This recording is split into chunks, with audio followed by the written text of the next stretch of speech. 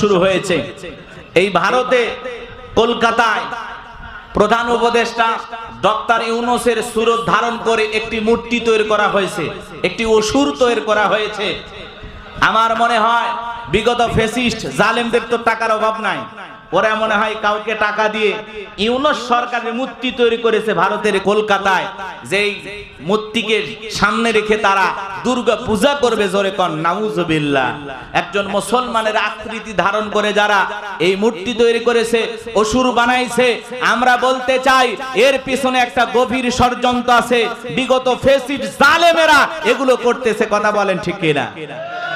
ইউনূস সাহেবের চেহারার আকৃতি দিয়ে একটা মূর্তি বানাইছে, আপনারা দেখেছেন সোশ্যাল মিডিয়ায়, ভিডিওটা ভাইরাল হয়ে গেছে। ওরা ইউনূস সরকারকে এখন পূজা করবে, ইউনূস সরকারের মূর্তি বানাইছে। বোঝেনি তো ওদের মূর্তি বানানো স্বভাব। কথা বলেন না কেন? অমুসলিম ভাইয়েরা